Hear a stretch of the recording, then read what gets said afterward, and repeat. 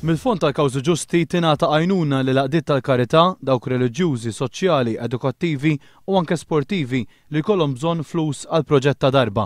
Il-fond huwa amministrat mill-Ministeru tal-Finanzi li Robert Arrigo jaħdem fih bħala assistent parlamentari.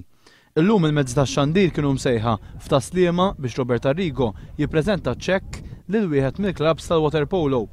Il-flus ser jgħinu lill-klabb iħallas l-ispiża għat-tibdil li għamlu fil-bini tagħhom. Wanjus staqsal id-deputat nazzjonalista jekk dan kienx l-ewwel każ fejn ingħataw flus mill-Fond tal-Kawżi Ġusti lill-klabs tal-water polo. Robert Arrigo konferma li din hija t-tieni qotja f'sentejn.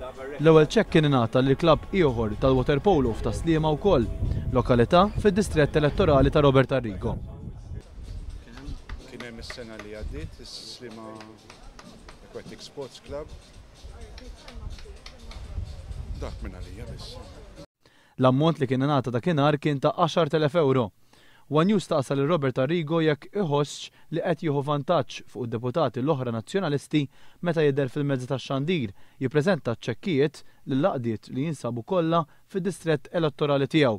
Iżda Robert Arrigo tax jifhem li din hija biss kombinazzjoni u m'għandux jaqsam xejn mad-deċiżjoni ta' fejn imorru l-flus. Minnix għax deċiżjoni mhux noħodha fil-fatt.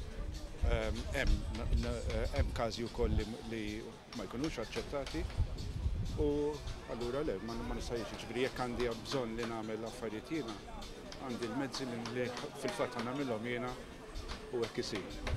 Arrigo qal li l-mezzi tax-xandir qegħdin jissejħu dejjem u mhux biss illum meta jingħataw dawn iċ-ċekkijiet. Dan għaliex il-Gvern iħoss li jrid jinforma n-nies bl-għajnuna li tkun qiegħda tingħata.